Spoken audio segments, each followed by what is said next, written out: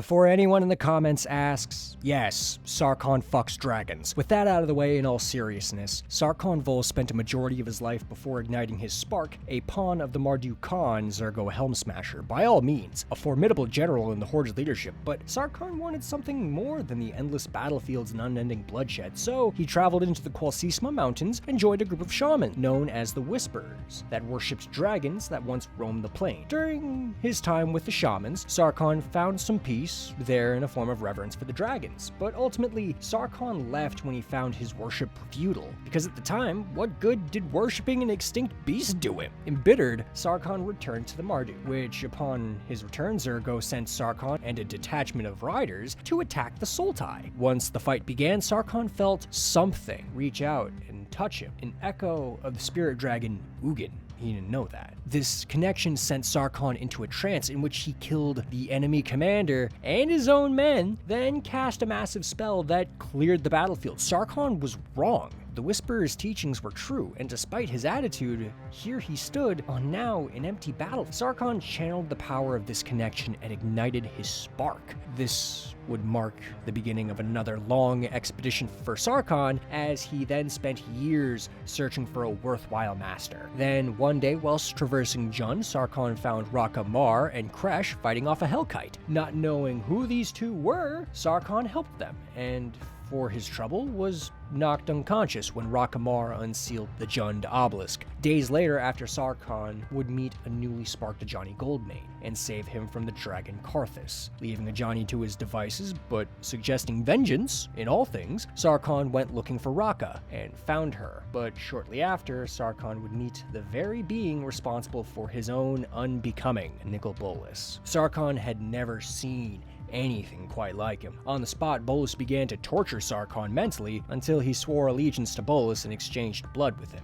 making him stronger, and as his first task, he was to activate the Obelisk of Esper, and after doing so, he was rewarded with 5 dragons, one of which was now a brainwashed Karthus. After seeing this, Sarkhan began to have second thoughts about his allegiance, but despite it, Sarkhan did still dutifully serve Bolas in the fight against Naya, and Sarkhan was present at the conflux when Bolas was defeated, and something about this loss, it caused something in Sarkhan to snap. It drove him insane, so Sarkhan wandered the multiverse, followed Liliana around for a time, watched her kill Kothafed, and then told Bolas. Not long afterward, Bolas ordered Sarkhan to find the Eye of Ugin, and when he did, he found Jason Chandra, and Sarkhan decided to turn into a dragon and try to kill both the Pyromancer and the Mind Mage, but upon doing so, unlocked the Eye of Ugin and released the Eldrazi, but was knocked out by Jason Chandra. When Sarkhan came to, he found himself taunted by the spirit of a dragon, so Sarkhan went looking around the eye, attempting to fix it. Realizing he couldn't,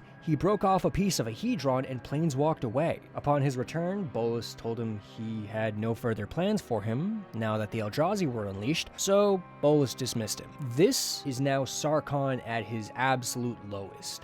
Tormented by Bolas' constant psychic afflictions and this spirit dragon that urged him to return home, Sarkhan returned to Tarkir. He wandered the vast lands for days. From the mountains of the Temur into the Jeskai lands, he roamed half coherent, barely cognizant, when Sarkhan ran into someone else also experiencing visions of her own, Narset, Khan of the Jeskai Way. Narset's gentle nature helped Sarkhan regain some sanity from her kindness, but it was short-lived as Sarkhan began to tell the truth of what he had seen, the existence of planeswalkers, planes, the truth of the dragon's extinction, which Narset knew from her own visions, and the two agreed to go to Ugin's tomb together, and upon reaching this resting place, Sarkhan was attacked by Zergo, Helmsmasher, who caught word of Sarkhan's location and wanted revenge for Sarkhan killing his men. Narset died, holding Zergo back so Sarkhan could traverse his grave, and whilst doing so, the Hedron reacted to Ugin's remains, and Sarkhan was sent back in time without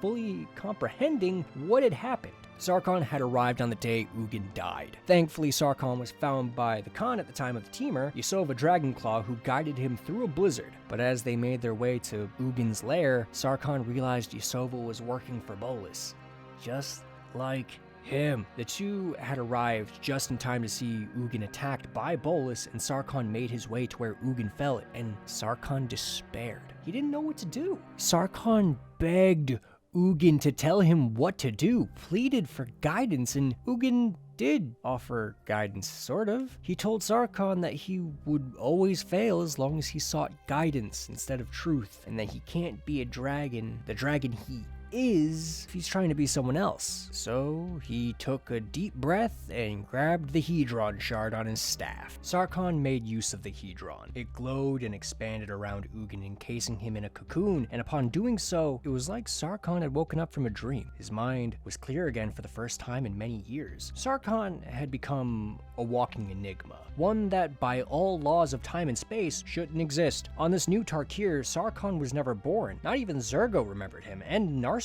was still alive.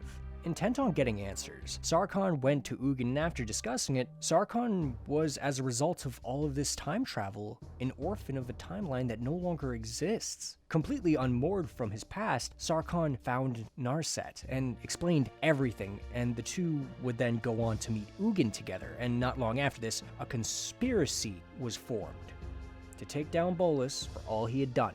Sarkhan got Ugin past the wards on the meditation plane and turned the spirit gem into a one-way spyglass. This wasn't it either. Sarkhan enabled Niv Mizzet's resurrection by keeping his ghost box safe, and even helped Hazret restore the Hekma on Amonkhet. Sarkhan even did battle against the Dread Horde on Ravnica, and as Bolus was defeated, Sarkhan gleefully celebrated as he got the revenge he so needed. From here, Sarkhan's whereabouts become hazy as he enjoyed his new freedom, but the current events of the story did in fact reach him, as we have confirmation that Sarkhan lost his spark in the aftermath of the March of the Machines, which, if you ask me, I don't think Sarkhan cares. He doesn't answer to anyone anymore. Bolus, Ugin, the Mardu, they have no authority over him. He's a dragon as far as anyone else knows, born from the very tempest Ugin created and he saved. But only Sarkhan truly knows what happened that day.